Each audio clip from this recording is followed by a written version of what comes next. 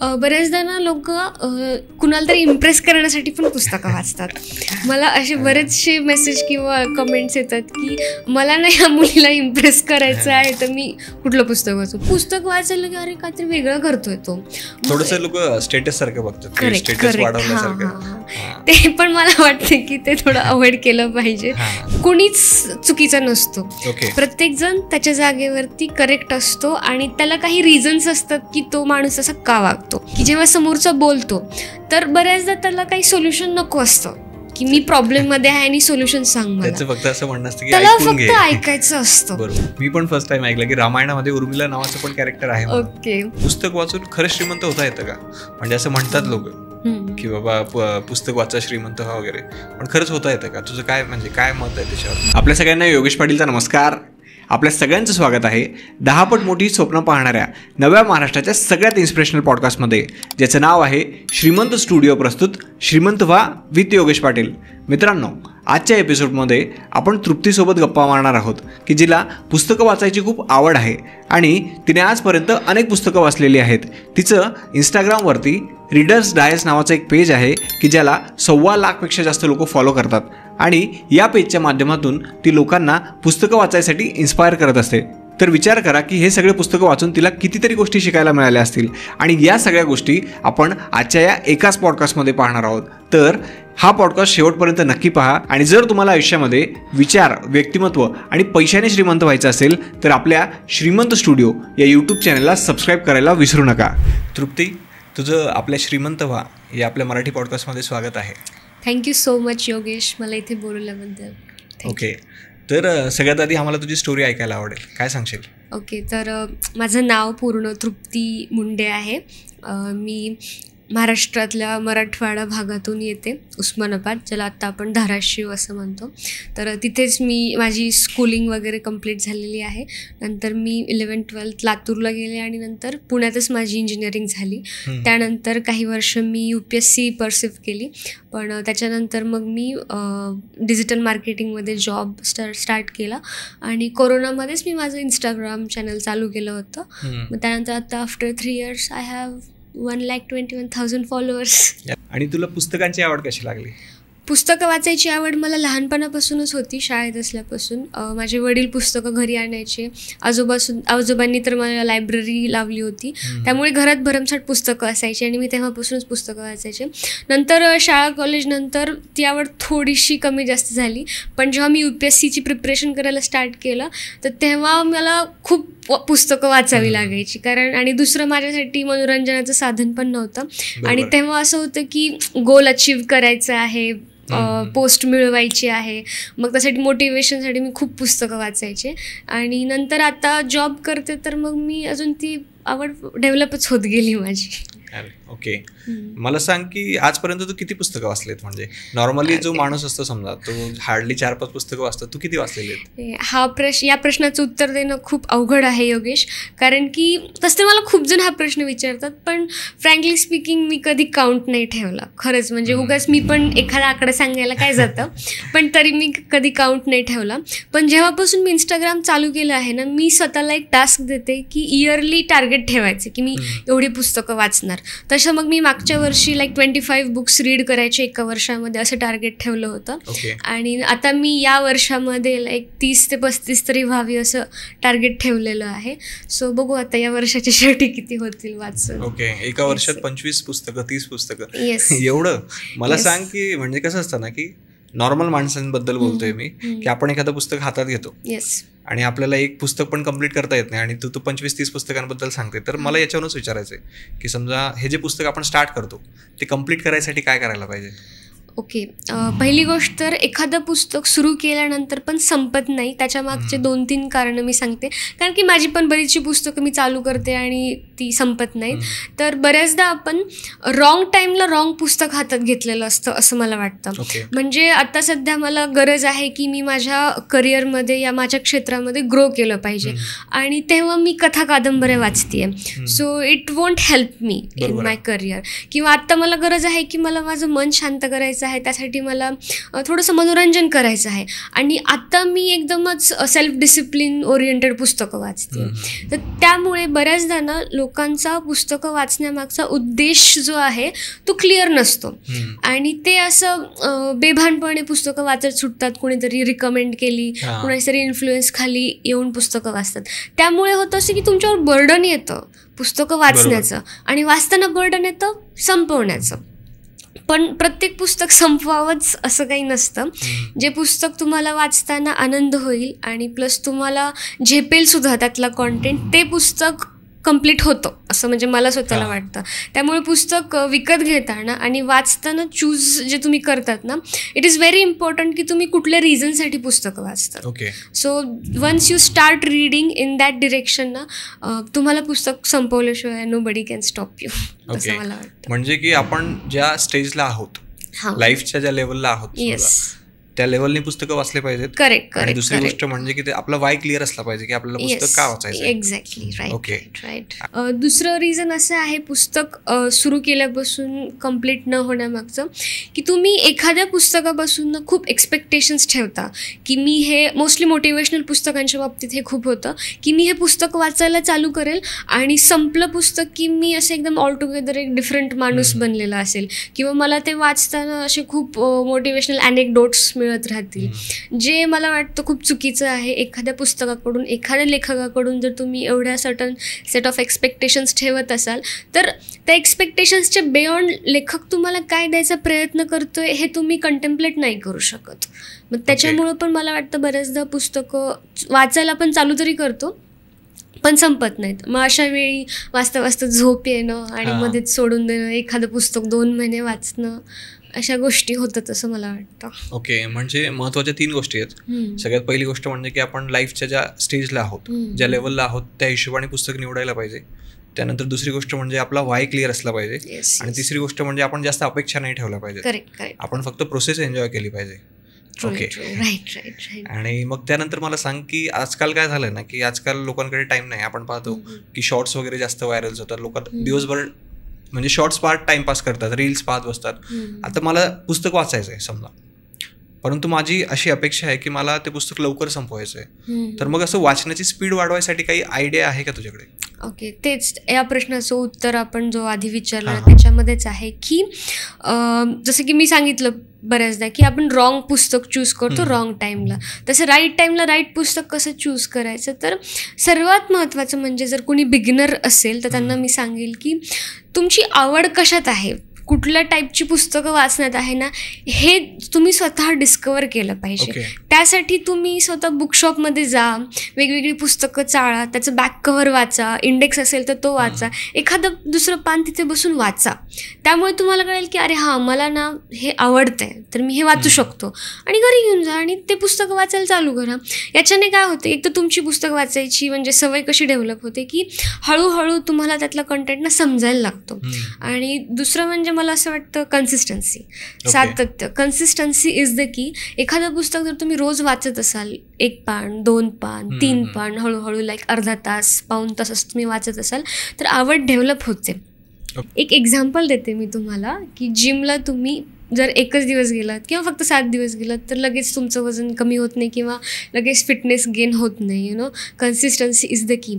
तेच मला पुस्तकांच्या बाबतीत पण वाटतं की तुम्ही जर रोज वाचन केलं, भलेही 1 तास, अर्धा तास किंवा 1 पान, 2 पान वगैरे, तर तुमची सवय डेव्हलप होते आणि त्यामुळे त्या पुस्तकामध्ये तुम्हाला इंटरेस्ट यायला लागतो. आणि वन्स तुमचा इंटरेस्ट डेव्हलप झाला तर nobody can stop you from finishing that book. त्याच्यामुळेच तुमची स्पीड पण वाढते पुस्तक वाचनाची. म्हणजे आपल्या आवडीचं पुस्तक घ्यायचं म्हणजे ते पटापट संपतं. येस, त्यासाठी आवड कुठली आहे ते आधी कळलं पाहिजे आपल्याला. ओके. बरं, आणि मला सांग की आजपर्यंत तू भरपूर पुस्तकं वाचली बरोबर.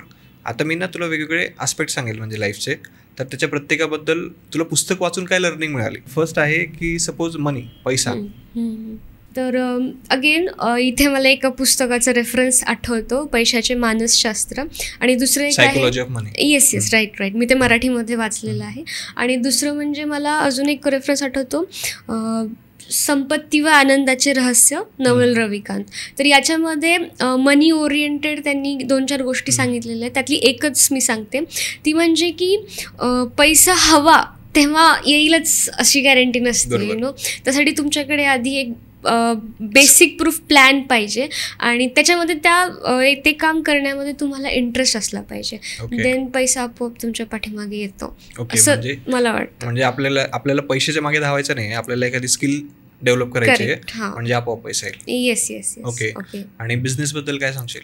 तर बिझनेसमध्ये 0 to 1 हे पुस्तक आहे जे मी वाचलंय.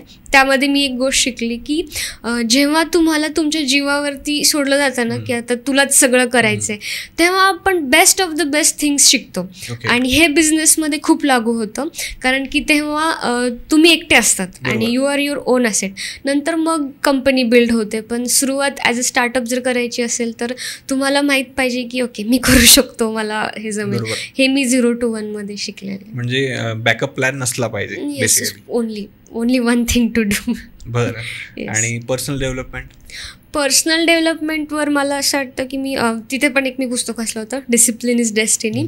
त्यामध्ये असं आहे की आपण आपलं फ्युचर पाहू शकत नाही, पण प्रेझेंटमध्ये म्हणजे वर्तमानामध्ये आपण योग्य सवयींचा अवलंब करून, स्पेसिफिकली शिस्त म्हणेल मी त्यामध्ये, आपण आपलं फ्युचर घडवू शकतो. हे मी त्यात शिकले होते. म्हणून रोजच्या जीवनामध्ये जर आपण योग्य सवयी आपल्याला लावल्या, देन यू कॅन से की you have bright future. Okay. पण माणसांना म्हणजे चांगल्या सवयी लवकर लागत नाही, वाईट सवयी लवकर लागतात. तर याच्यासाठी तू काही टिप्स देशील का? समजा जर मला हॅबिट्स डेव्हलप करायचे असतील तर काय करायला पाहिजे? ओके. हॅबिटवर मी बरीचशी पुस्तकं वाचलेली आहेत, पण त्यातलं मला असं वाटतं की सकाळी लवकर उठणे ही एक मेन हॅबिट आहे. आणि त्यासाठी द मिरॅकल मॉर्निंग एक पुस्तक मी वाचलं होतं. तर त्या पुस्तकामध्ये असं आहे की सकाळी लवकर उठल्यावर किंवा आपण जेव्हा झोपेतून उठतो तेव्हा पहिली सवय हीच आहे की झोपेतून उठतो. ठीक आहे. ती एक सवय तुमच्या दिवसभरातले बाकीच्या सवयींना ड्राईव्ह करते. सो जर तुम्ही लवकर उठलात तर तुमचा दिवस लवकर चालू होतो आणि पहिले सुरुवातीचे 1-2 तास तुम्हाला फ्री मिळतात to disconnect yourself from the world. तर हॅबिट्सच्या बाबतीत मला हे पुस्तक आवडतं, द मिरॅकल मॉर्निंग. पुस्तकं वाचायची स्पीड वाढवण्यासाठी मी अजून एक गोष्ट तुम्हाला रिकमेंड करेल की फोमो टाळावा. फोमो म्हणजे काय? फोमो म्हणजे fear of missing out. Social मीडियावरती हा वर्ड खूप फेमस आहे. तर पुस्तकं वाचण्याच्या बाबतीत पण लोकांना फोमो होतो. म्हणजे कसं की एखादं खूप बेस्ट सेलर पुस्तक असतं किंवा माझ्यासारख्या एखाद्या इन्फ्लुएन्सरनी ते पुस्तक रिकमेंड केलेलं असतं आणि ते स्वतःला फोर्स करतात किंवा प्रेशराईज करतात की मी हे पुस्तक वाचलंच पाहिजे. किंवा काही जण असे म्हणतात की अरे तू जर ही पुस्तकं नाही वाचली ना म्हणजे तू काहीच नाही वाचलं असं म्हणतात. तर तुम्ही त्या प्रेशर खाली येऊन ती पुस्तकं वाचायला लागतात आणि नंतर तेच होतं की स्पीड स्लो होतो आणि पुस्तकं वाचण्याचं जे म्हणजे इन्स्पिरेशन आहे ते कुठंतरी ब्रेक होतं आणि तुम्ही पुस्तकं वाचण्यालाच सवयीलाच तुम्ही ब्लेम करतात की माझ्याच्यानी काही होत नाही आणि कॉन्फिडन्स लूज होतो. तर मी फोमो टाळण्याच्या बाबतीत असं सांगेल की ती जी पुस्तकं कोणी पण रिकमेंड केली असतील किंवा तुम्ही ऐकलं असेल की हे बेस्ट पुस्तक आहे like rich dad poor dad, त्याच्यानंतर think and grow rich, Ikigai वगैरे हे जी मोटिवेशनल पुस्तकं आहेत, तर मी म्हणेल की आधी तुम्ही स्वतः त्याचा रिव्ह्यू घ्या की ती कशी आहेत काय. त्यातले 1-2 पानं जेव्हा तुम्ही बुकशॉपमध्ये जाल वाचून पहा आणि मगच अशी पुस्तकं विकत घ्या आणि मग वाचायला डायरेक्ट पुस्तक विकत नाही घ्यायचं. नाही आणि कोणावरती असा आंधळा विश्वास पण नाही ठेवायचा की हिनं रिकमेंड केलं मग तर मी वाचणारच. नाही, कारण नॉर्मली तसंच होतं ना की आपण काय करतो की एक माइंडसेट घेऊन चालतो की शॉपमध्ये गेल्यावर मला हे पुस्तक घ्यायचं आहे आणि त्याचं बॅकग्राऊंड आपल्याला काही माहिती नसतं, काही नसतं. आपण फक्त म्हणजे हवा करायसाठी ते पुस्तक घेतो आणि मोस्टली लोक, मला तर बरेच असे उदाहरणं सापडतील, म्हणजे सगळ्यांना सापडतील की लोक पुस्तक घेतात, त्याचा फोटो सोशल मीडियावरती टाकतात आणि नंतर ते वाचतात की नाही तो पण मोठा प्रश्न आहे. बरोबर. मला तुझ्या या गोष्टीला मी अजून एक दुजोरा देणारा सेंटेन्स सांगेल की बऱ्याचदा ना लोक कुणाला तरी इम्प्रेस करण्यासाठी पण पुस्तकं वाचतात. मला असे बरेचसे मेसेज किंवा कमेंट्स येतात की मला नाही या मुलीला इम्प्रेस करायचं आहे तर मी कुठलं पुस्तक वाचू, किंवा जस्ट हॉस्टेलमध्ये राहत आहे, रूमवर राहत आहे आणि माझ्या रूमवरनं हे एक XYZ पुस्तक पडलेलं आहे, तर मग येणाऱ्या जाणाऱ्यांना वाटेल अरे तुझ्याकडे हे पुस्तक आहे का, वा म्हणजे तू इंटेलेक्च्युअल माणूस आहे. बिकॉज आजकाल ना बुक्स वाचणं असं ट्रेंडिंग झालंय जे आधी नव्हतं. बुक्स वाचणं वॉज सो ऑब्व्हियस लोकांसाठी, लाईक मनोरंजनाचं साधन होतं, शिकण्याचं उत्तम माध्यम होतं. पण बऱ्याचदा असं होतं की यार आता फोन यूज करणं हॅज बिकम ऑब्व्हियस. ठीक आहे, त्याच्यामुळे पुस्तक वाचायला की अरे काहीतरी वेगळं वेगळं करतोय तो. थोडंसं लोक स्टेटस सारखं बघतात, स्टेटस वाढवण्यासारखं. ते पण मला वाटतं की ते थोडं अवॉइड केलं पाहिजे. कुणाला इम्प्रेस करण्यासाठी नाही, तर तुम्ही तुमची स्वतःची बुद्धिमत्ता वाढवण्यासाठी पुस्तकं वाचली पाहिजेत. ओके. आता मला सांग की ओव्हरऑल जी आपली लाईफ असते समजा, त्याच्याबद्दल तुला सगळ्यात मोठी लर्निंग कुठली मिळाली? ओके, सो लाईफबद्दल मला सर्वात मोठी लर्निंग महाभारतातून मिळाली. जे वाचताना मला कळलं, त्याच्यात महाभारतावर जी विविध पुस्तकं वाचली ते वाचताना मला कळलं की कोणीच चुकीचा नसतो. प्रत्येकजण त्याच्या जागेवरती करेक्ट असतो आणि त्याला काही रिझन्स असतात की तो माणूस असा का वागतो. फॉर एक्झाम्पल, व्यासांनी म्हटलंय की कौरव अधर्माच्या बाजूने होते, त्याच्यामुळे दुर्योधन हा महाभारतातला सर्वात मोठा विलन आहे असं वाटतं आपल्याला.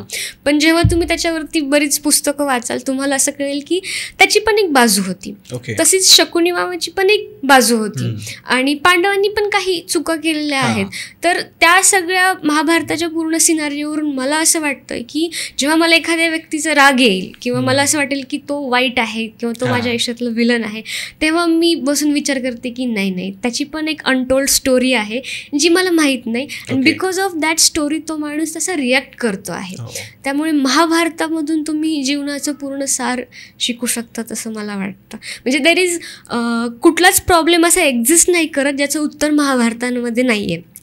म्हणून व्यासांनी म्हटलं पण आहे, जे महाभारतात नाहीये ते जगात कुठेच नाहीये असं म्हणलं. म्हणजे की समजा जर आपलं एखादा व्यक्ती जर आपल्यासोबत वाईट वागत असेल किंवा कोणी काही वागत असेल तर त्याच्या मागे त्याची काहीतरी बाजू असते, काहीतरी रिझन असते. ओके. आणि आपण त्याचा काही राग मानायला नको.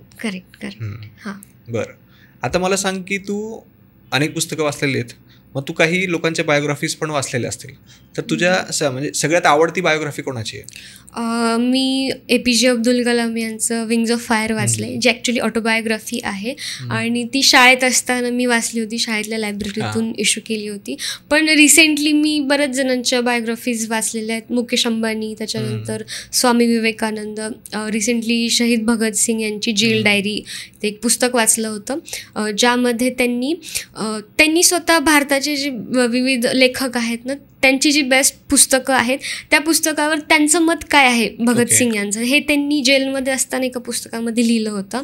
आणि त्यामध्ये खूप विविध विषयांवर त्यांनी त्यांची मतं मांडलेली आहेत, जी मला खूप इन्स्पायर करतात. बिकॉज एवढ्या कमी वयामध्ये त्यांनी देशासाठी जे बलिदान दिलं ते आपण आत्ता या एजमध्ये पण आपण इमॅजिन नाही करू शकत, कारण आपला जन्मच मुळात स्वतंत्र भारतामध्ये झालेला आहे. त्याच्यामुळे मला शहीद भगतसिंग खूप इन्स्पायर करतो. ओके. आणि एखादी स्टोरी आठवते का तुला, म्हणजे एवढं सगळ्या बायोग्राफीज मधून, की समजा त्या स्टोरीचा तुझ्या लाईफवरती एक इम्पॅक्ट आहे? स्टोरीचा मग मी शहीद भगतसिंग यांचंच एक उदाहरण देईल की त्यांचं जे पुस्तक आहे शहीद भगतसिंग यांची जेल डायरी, त्या पुस्तकामध्ये त्यांनी लिहिलं आहे की गुलाम कोण असतो, जो गुलामीच्या विरोधात उभा राहू शकत नाही तो गुलाम असतो. जो माझी कोणी साथ देत नाही म्हणून मी गुलामीचा विरोध नाही करणार आणि अन्याय सहन करणार, तो खरा गुलाम असतो. सो गुलामी ही पहिल्यांदा मनातून असते आणि नंतर मग ती फिजिकली ती दृष्टिक्षेपात येते, असं भगतसिंग यांनी म्हणलं होतं. मला त्यांचा तो विचार खरंच आवडला होता, कारण की आत्ता आपल्या जनरेशनमध्ये जर बघायला गेलं योगेश, तर इंडिव्हिज्युअलिटीला खूप इम्पॉर्टन्स आहे. आपल्या आधीच्या जनरेशनपेक्षा आत्ता इंडिव्हिज्युअलिटीला खूप इम्पॉर्टन्स आहे. आणि याचा शहीद भगतसिंग यांनी खूप चांगला म्हणजे कॉन्फ्लुएन्स कंटेक्स्ट कसा दिलेला आहे की स्वातंत्र्य म्हणजे नेमकं काय असतं. की आता आपण म्हणतो की माझे हे अधिकार आहेत आणि मला ते मिळालेच पाहिजेत, किंवा मला समोरच्याकडून रिस्पेक्ट पाहिजे आणि मला ती मिळवायचीच आहे कारण तो माझा अधिकार आहे. पण मुळात अधिकार तुला जन्मजात असतात किंवा रिस्पेक्ट तुझी आहे, मग तू समोरच्याकडून कशाला एक्सपेक्ट करतो? तुला स्वतःला मनामध्ये ते माहीत पाहिजे ना. आणि इथेच मला अजून महाभारताचा एक रेफरन्स आठवतो, ज्याच्यामध्ये मी सांगेल की कर्ण असतो ना, तर त्याला विश्वातला सर्वोत्कृष्ट धनुर्धर व्हायचं असतं, म्हणून तो कायम अर्जुनासोबत स्वतःला कम्पेअर करत असतो. पण अर्जुनाचं असं असतं की मी तर आहेच, मी तर धनुर्धर आहेच, सर्वश्रेष्ठ पण मी आहेच. कारण की त्याला स्वतःवरती तो कॉन्फिडन्स आहे, त्याला गर्व नाही आहे सर्वश्रेष्ठ असल्याचा. भलेही त्याला नंतर शेवटी कर्णाचा वध छळ करून करावा लागला असेल, पण तरी पण मी एका पुस्तकामध्ये वाचलं की कर्णाला स्टील एक कन्सर्न होता की मी तरी पण सर्वात श्रेष्ठ धनुर्धर म्हणून मरतोय की नाही. तर श्रीकृष्णाने त्याला सांगितलं होतं की तुला मारण्यासाठी अर्जुनाला छळ करावा लागत आहे, म्हणजे बघ कोण आहे सर्वश्रेष्ठ धनुर्धर असं. तर आपण कायम स्वतःला दुसऱ्यासोबत जेव्हा कम्पेअर करतो तर तेव्हा मला असं वाटतं की स्वतःला आपण कमीच समजतो आणि सेल्फ डाऊट असतो एक मनात की यार मी कुठेतरी कमी पडतोय वगैरे. तर मग मला ते दिसलं की जेव्हा तुम्ही इंडिव्हिज्युअलिटी किंवा मला रिस्पेक्ट पाहिजे किंवा विविध विषयांवरती जेव्हा तुम्ही समोरच्याला भांडतात की मला हे पाहिजे, मला स्वातंत्र्य पाहिजे, मी फ्रीडम ऑफ चॉईस पाहिजे मला, या सगळ्या गोष्टी जेव्हा तुम्ही बोलतात तेव्हा आधी आपण क्लिअर पाहिजे की बाबा मला स्वतःवरती तेवढं कॉन्फिडन्स आहे का, जे माझ्या आतमध्येच आहे ते मी समोरच्याकडून कशाला सीक करू ना. बरोबर. असं तृप्ती कसं असतं ना की तू बरेच पुस्तकं वाचलेले मान्य आहे मला, पण मग माझा कसा पर्स्पेक्टिव्ह माहिती आहे का की असे काही लोक असतात की जे काय करतात फक्त नॉलेज गॅदरच करतात. ओके, म्हणजे पुस्तकं वाचतात वगैरे, पण ते प्रॅक्टिकल लाईफमध्ये काही इम्प्लिमेंट करत नाही. मला सांग की तू असं काय केलं की समजा एखादं पुस्तक वाचून तू एखादी गोष्ट तुझ्या प्रॅक्टिकल लाईफमध्ये इम्प्लिमेंट केली. ओके, पुस्तकं वाचण्याचा ना माझ्या लाईफवर अजून एक खूप चांगला इम्पॅक्ट काय पडला, रिलेशन्स सुधारले मी. ओके. येस, म्हणजे काही नाती असतात ना जी जन्मजात असतात, जसे की रक्ताची नाती असतात, परंतु जेव्हा आपण बाहेरच्या जगात पडतो तर आपण स्वतः रिलेशन्स बिल्ड करतो, ज्याला काही जण म्हणतील नेटवर्क बिल्ड करणं वगैरे. परंतु मी इथे एक पुस्तकाचा मी रेफरन्स देईल, अमृतवेल नावाची कादंबरी आहे वि.स. खांडेकरांची. ती माझी फेवरेट आहे आणि मी माझ्या खूप साऱ्या फॉलोअर्सला पण सजेस्ट केली आहे. तर त्या पुस्तकामध्ये ना समोरच्या व्यक्तीला प्रायोरिटी कशी द्यायची याबद्दल खांडेकरांनी खूप सुंदर लिहिलं आहे. आणि because of this thing, one thing, की तुम्ही कधी कधी समोरच्याचं बोलणं पण नाही समजून घेत आणि तरी तुम्ही तुमची मतं त्याला द्यायला चालू करतात. सो हे पूर्वग्रहांमुळे होतं, पूर्वग्रह दूषित मतं असतात त्याच्यामुळे होतं. तर या रेफरन्समध्ये मी वि.स. खांडेकरांची अमृतवेल कादंबरी आहे ना, त्याच्यामध्ये मी काय शिकले हे मी सांगेल आणि ते मी स्वतः माझ्या रिअल लाईफमध्ये पण इम्प्लिमेंट केलं की लिसनिंग. ठीक आहे, समोरच्याचं बोलणं लक्षपूर्वक ऐकणं किती इम्पॉर्टंट आहे आणि त्याच्यामुळे तुमची रिलेशनशिप्स कुठे जाऊन पोचतात हे मी एक्सपिरियन्स केलं आहे. की जेव्हा समोरचा बोलतो तर बऱ्याचदा त्याला काही सोल्युशन नको असतं की मी प्रॉब्लेममध्ये आहे आणि सोल्युशन सांग मला, फक्त असं म्हणणं असतं की त्याला फक्त ऐकायचं असतं. कधी कधी तो समोरचा माणूस फ्रस्ट्रेटेड असतो, कधी कधी त्याला असं बोलता बोलता पण काही 2-4 गोष्टी क्लिक होतात. तर अमृतवेलमध्ये खांडेकरांनी कसं सांगितलं आहे की एखाद्या नात्यामध्ये जेव्हा संवादच संपतो की म्हणजे भांडणं पण होत नाहीत, तर तेव्हा ते नातं कसं हळूहळू म्हणजे किंवा मी असं म्हणेल बुरसटलेल्या भाजीसारखं होतं किंवा जी कोमेजून गेलेली फुलं असतात ना त्याच्यासारखं होतं, ते त्यांनी सांगितलं आहे. आणि हे मी माझ्या रिअल लाईफमध्ये इम्प्लिमेंट केलं की कोणी पण असो समोरचा माणूस, ठीक आहे, त्याचं आधी पूर्ण ऐकून घ्यायचं, त्याला रिस्पॉन्ड करण्याच्या किंवा त्याला रिप्लाय देण्याच्या इंटेन्शननी नाही ऐकायचं किंवा हे पण नाही ठरवायचं की आधी ह्याच्यासाठी झालं की मग मी काय बोललं पाहिजे किंवा ओके आता हा माझ्याकडे आले तर मी याला काही सोल्युशन दिलं पाहिजे का. नाही, sometimes you have to be just be there for that person. हे मी शिकले त्याच्यामध्ये आणि हे मी माझ्या रिअल लाईफमध्ये पण खूप इम्प्लिमेंट केलं. So I have become a good listener after reading Amrutvel.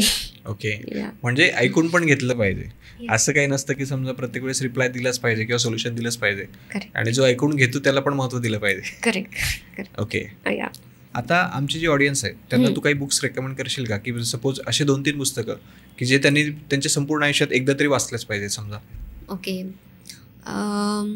तसं तर मी सांगेल की जसं मी म्हटलं होतं तुमचे पुस्तक का वाचायचे किंवा तुमची रिक्वायरमेंट काय आहे ते जर क्लिअर असेल तर तुम्ही मी सांगते ते पुस्तकं तुम्ही फॉलो करू शकतात. स्पेसिफिकली जर तुम्हाला कथा कादंबऱ्यांमध्ये इंटरेस्ट असेल तर मी सांगेल की वपू काळेचं माझं फेवरेट पुस्तक आहे पार्टनर, ते तुम्ही नक्की वाचा. आणि त्याच्यानंतर त्याच्यामध्ये पण तुम्हाला थोडंसं फिलॉसॉफिकल अँगल हवा असेल तर आपण सारे अर्जुन इज द बेस्ट पुस्तक मी 2-3 वेळा वाचलं आहे, मला आवडलं आहे. त्याच्यामध्ये आपल्या सर्वांचा दररोजच्या डेली लाईफमध्ये कसा अर्जुन होतो, म्हणजे निर्णय घेण्याच्या वेळीच आपण कसा हातातला डोक्यातलं गांडीव फेकून देतो आणि म्हणतो की आता माझं कसं होईल. तर असे छोटे छोटे जे क्वेश्चन्स तुम्हाला रोज पडतात ना, त्याची उत्तरं व पुकाळे यांनी भगवद्गीतेचा आधार घेऊन खूप चांगली दिलेली आहेत.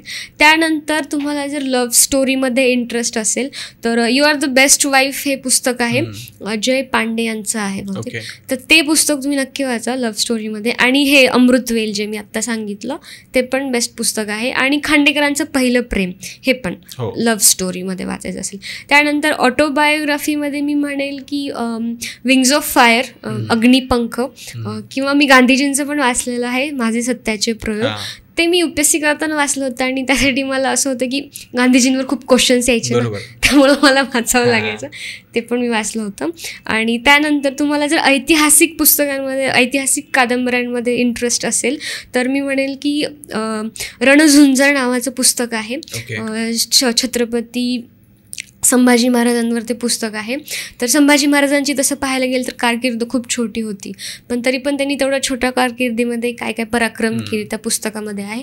आणि ऐतिहासिक कादंबरीमध्येच मी अजून एक सांगेल, झंझावात. ठीक आहे, कारण जेव्हा मराठ्यांनी महाराष्ट्राच्या बाहेर कुठल्या कुठल्या लढाया केल्या, कुठले कुठले युद्ध जिंकले, त्याचं सहसा जास्त लोकांना माहिती नाही आहे. जसं पानिपत माहिती आहे, ठीक आहे, पण त्याच्या पलीकडं पण खूप सारी युद्ध होते मराठ्यांनी जी महाराष्ट्राच्या बाहेर लढली आणि जिंकली सुद्धा.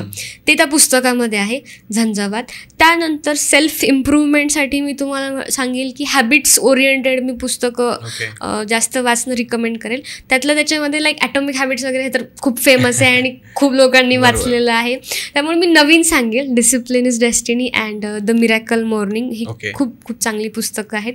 त्यानंतर एखाद्याला ट्रेडिंग शिकायची असेल तर मला बरेच जण विचारतात की ट्रेडिंगमध्ये कुठली बेस्ट पुस्तकं वाचता येतील. आता ऑब्व्हियसली ट्रेडिंग केल्याशिवाय तर तुम्ही शिकणार नाही, पण काही ऑब्व्हियस चुका असतात जे बिगिनर्स करतात, तर त्या चुका टाळण्यासाठी मी ट्रेडिंग ओरिएंटेड सांगेल की ट्रेडिंग इन द झोन एक पुस्तक आहे आणि दुसरं आहे इंट्राडे ट्रेडिंग. ओके, तर दोन्ही पुस्तकं बिगिनर्ससाठी पण आणि जे ट्रेडिंग करतात पण त्यांच्यासाठी चांगली पुस्तकं आहेत. आणि त्यातला जर तुम्हाला महाभारतामध्ये इंटरेस्ट असेल तर मी अजून 2 पुस्तकं सांगेल तुम्हाला. महाभारतातील 108 अद्भुत रहस्य, समर यांचं पुस्तक आहे.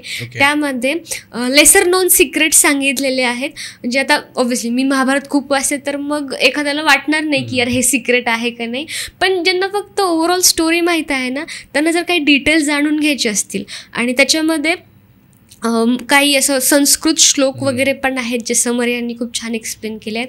आणि दुसरं माझं आत्ता रिसेंटली वाचन चालू आहे ते आहे महाभारत पुन्हा एक वार, शोध नव्या दिशांचा, सरोज देशपांडे यांचं पुस्तक आहे. त्यामध्ये महाभारताचं कसं आहे ना, तू बेसिकली जर पुस्तकं बघशील ना योगेश, तर पर्सन ओरिएंटेड खूप पुस्तक आहेत. लाईक द्रौपदीवर खूप लिहिलं आहे, त्याच्यानंतर कर्णावरती पुस्तकं आहेत, श्रीकृष्णावर आहे, युगंधर सारखं, कर्ण मृत्युंजय मी सांगितलं. तशी पर्सन ओरिएंटेड खूप पुस्तकं आहेत. पण महाभारतामध्ये जी पूर्ण सिनारिओ आहे ना, तर त्याला एक क्रिटिकल ॲनालिसिस देणारा जो ग्रंथ आहे ना, तो मी हा म्हणेल, महाभारत पुन्हा एक वार, शोध नव्या दिशांचा. तर तुम्हाला जर खरंच त्याच्यामध्ये क्युरिओसिटी असेल तर मी सांगेल की ते वाचा. आणि रामायणामध्ये पण उर्मिला नावाची मी एक कादंबरी वाचलेली, पण समर यांचीच आहे. तर उर्मिलाचं असं आहे की मी 2 शब्दात सांगेल की तिचा जो प्रवास आहे ना तो बराचसा निग्लेक्टेड आहे. म्हणजे उर्मिला कोण आहे? म्हणजे मी पण फर्स्ट टाइम ऐकलं की रामायणामध्ये उर्मिला नावाचं पण कॅरेक्टर आहे. ओके, तर उर्मिला ही लक्ष्मणाची बायको होती आणि ती सीतेची बहीण सुद्धा होती. तर जेव्हा रामाचं आणि सीतेचं स्वयंवर झालं होतं, श्रीराम आणि सीतेचं स्वयंवर जेव्हा झालं होतं, तर तेव्हा साईड बाय साईड लक्ष्मण आणि उर्मिलाचं पण लग्न झालं होतं. हां, तर ती तशी निग्लेक्टेड म्हणण्यापेक्षा